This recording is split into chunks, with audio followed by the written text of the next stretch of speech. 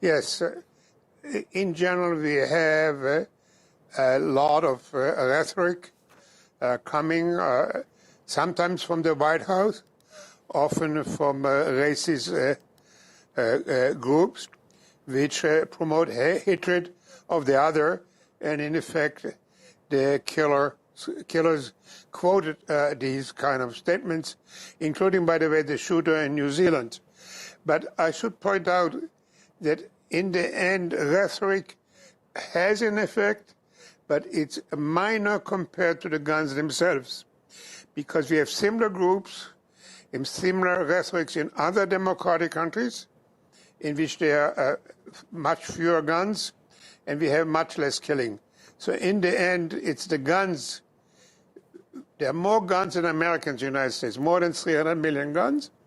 Many of them military guns, assault rifles. They are the major cause. Rhetoric is a secondary cause. Mm-hmm. The U.S. president spoke earlier today condemning white supremacy, bigotry, and racism.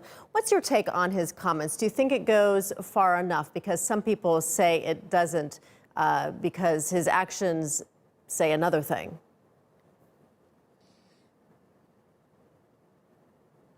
You're absolutely right. Also with President Trump, you usually have to wait 5 minutes and he will take back what he said. So he read today from the teleprompter some statements which by themselves, while not going all the way, are quite effective. But you can never tell with him. He usually takes back these kind of things very quickly.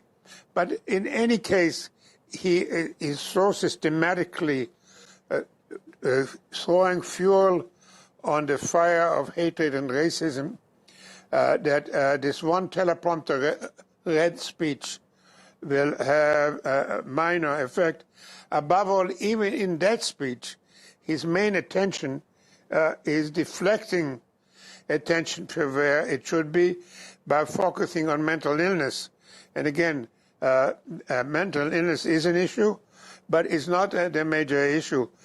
There are mental illness problems in other countries, but when they don't have easy access to guns, we have many fewer deaths. Let me just give one example beyond the shootings, which of course distress us all.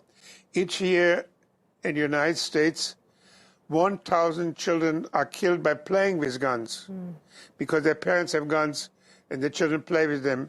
Can you imagine a family where a 6-year-old has happened, shoots an 8-year-old brother dead, how that affects the family and his life and everybody else? So this happens not because mental illness, because guns are all over the place. Okay, it is certainly very tragic indeed. Professor Amitai Etzioni, thank you for joining us today and sharing your thoughts.